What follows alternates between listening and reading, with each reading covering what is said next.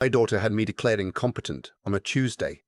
By Friday, her husband had already changed the locks in my house. I want you to understand something before I go any further. I built that house with my own hands, not metaphorically. I mean, I laid the foundation myself, poured concrete on weekends after 12-hour shifts at the plant, called in favors from guys I knew who did electrical and plumbing. It took me 4 years, 4 years of calloused palms and a bad back and a marriage that almost didn't survive the stress of it. But when it was done, when my wife Helen stood in the kitchen of that house and cried because she'd never had anything so solid and real to call hers, I knew every minute had been worth it. Helen passed 11 years ago. Breast cancer, caught too late. After that, the house became something different to me. It became the place where she'd lived, where her hands had touched every surface. I wasn't just protecting property, I was protecting the last physical space where she had existed.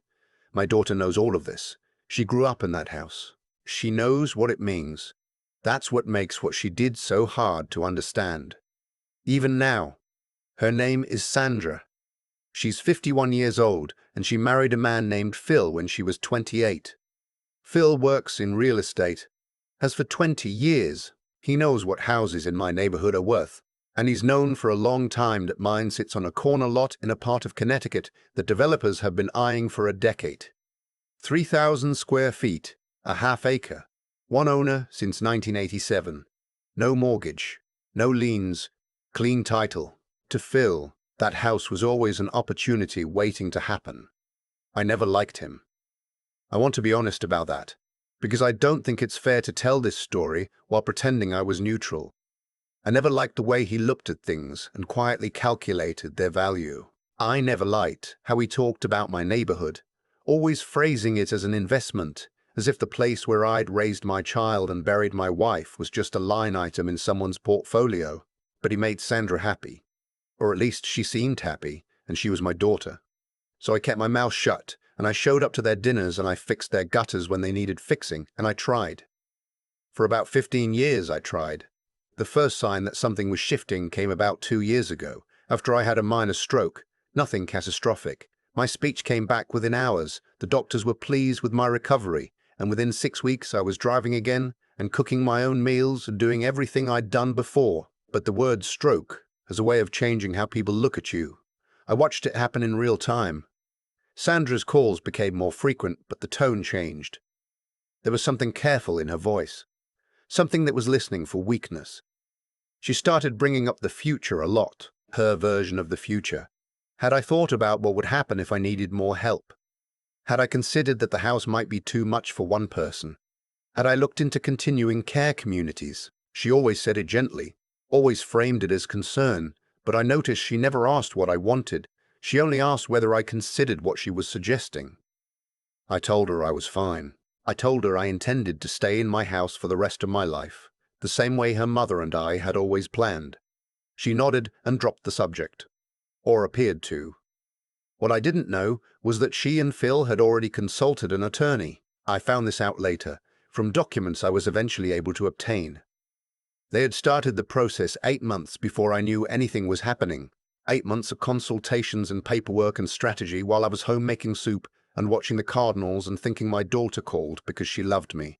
The guardianship petition was filed in February. I got a certified letter on a Thursday morning that I almost didn't open because I thought it was something from the insurance company.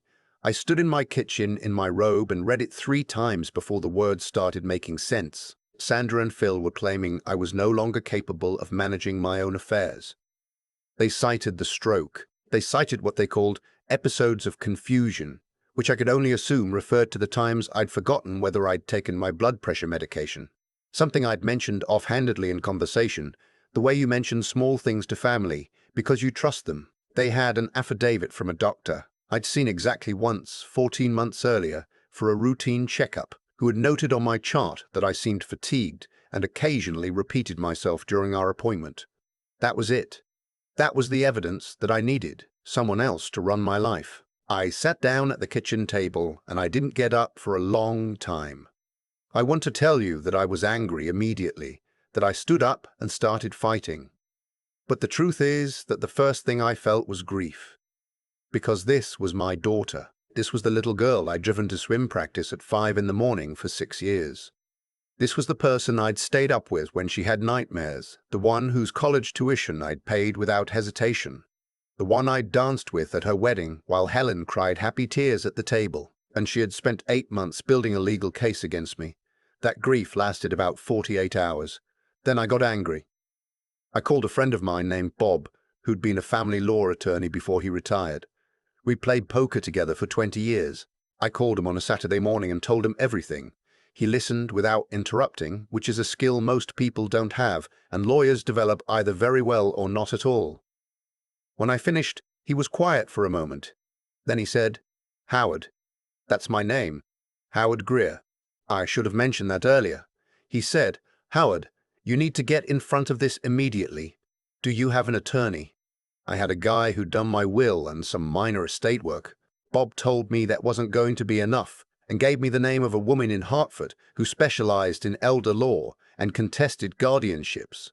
Her name was Patricia Sohn, and she was, as Bob described her, extremely expensive and absolutely worth it. I called her Monday morning.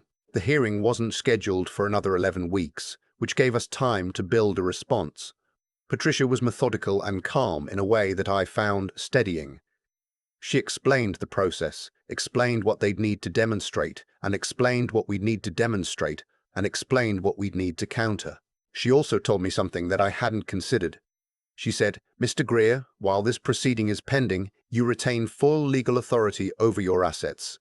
That window closes if they're granted temporary guardianship at the preliminary hearing, which is in 3 weeks. I need you to think carefully about whether there's anything you want or need to do before that happens." I thought about what Phil knew about real estate. I thought about what my house was worth. I called my own real estate agent that afternoon, a man named Chuck who'd sold 2 properties for me over the years and who I trusted completely. I asked him what my house would go for in the current market. He came over the next morning, walked through every room, looked at the lot, looked at the neighborhood comps. When he sat down across from me at the kitchen table, he put a number in front of me. $2.1 million.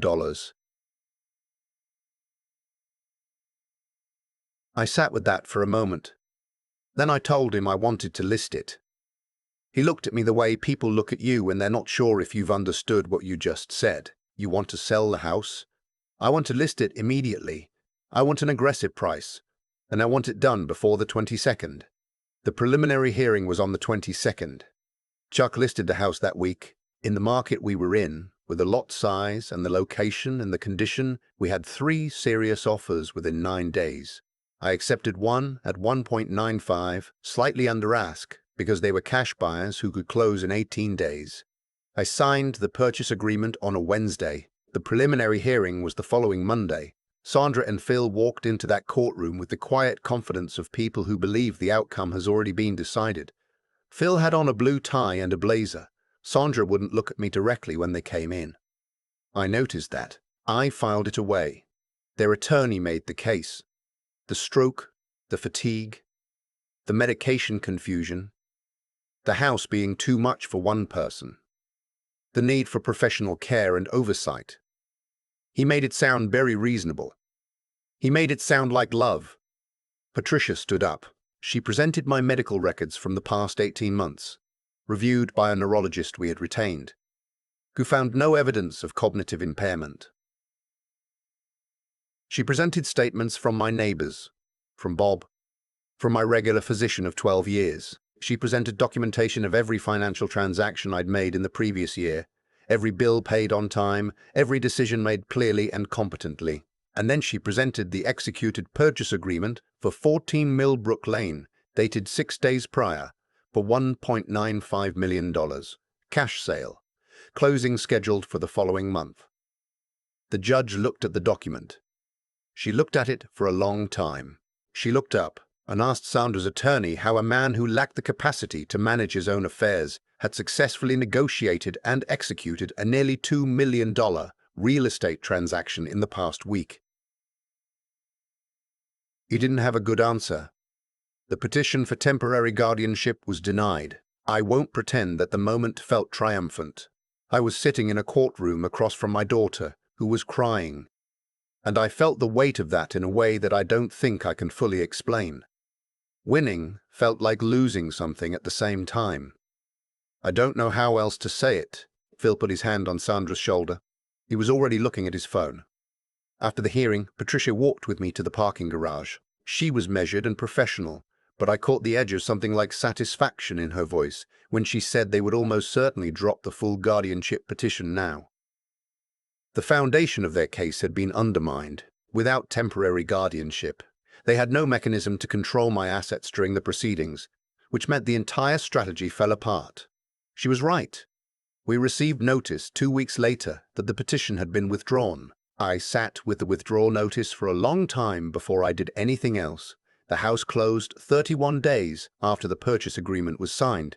I was there for the signing. Chuck drove me because I'd asked him to, and because I think I wanted someone who'd known me through the whole thing to be present at the end of it. We sat in a conference room at the title company, and I signed my name to documents that transferred ownership of 14 Millbrook Lane, the house I built with my own hands and raised my daughter in and shared with my wife for 23 years, to a young couple from Massachusetts who planned to renovate the kitchen and start a family there. I shook their hands. I told them the house had been loved. I meant it. I moved into a rental apartment about 3 miles away while I figured out what came next. It was on the 4th floor of a building with an elevator and a doorman and a gym I'd never used. It was nothing like the house, but it was mine, and no one could petition a court to take it from me. The money went into accounts that Patricia helped me structure in a way that would be difficult to challenge and easy to document. She also helped me update my will and establish a durable power of attorney with Bob as the designated agent, with specific instructions and conditions that made the kind of maneuver Sandra and Phil had attempted legally very complicated to repeat. I am not a vindictive person. I want to say that clearly, because what I did next could be read that way, and I don't think that's the right frame. I did not cut Sandra out of my life immediately. I called her 3 weeks after the hearing and asked if she wanted to have lunch. She came.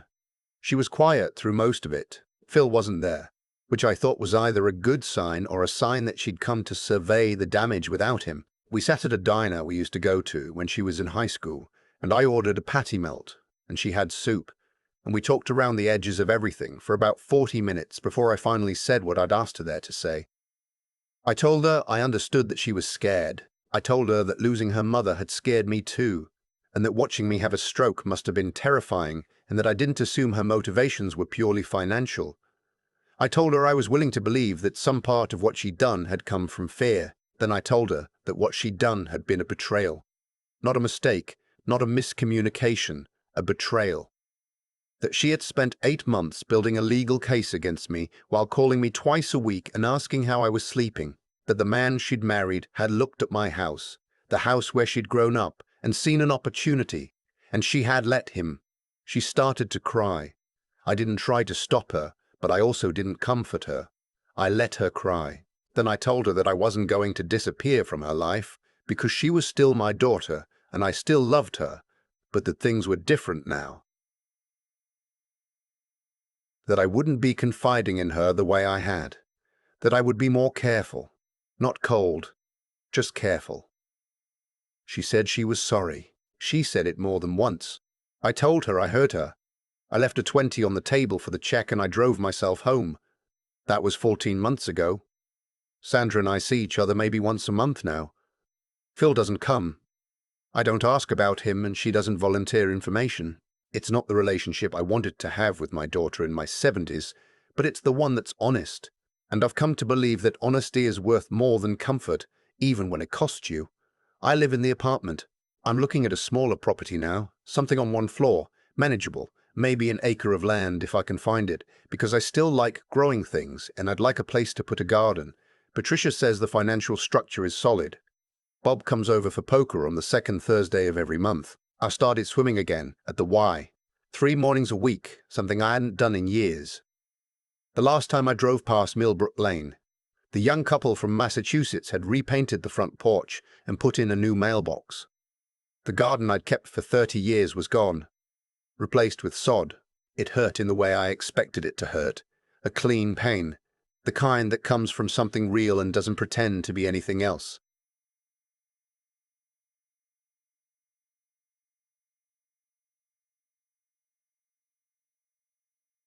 Thought sat in the car for a minute. Then I drove home. I built that house from nothing. I protected it until the end, and when the time came to let it go, I chose when and how and to whom. Nobody took it from me. That part was always mine to decide.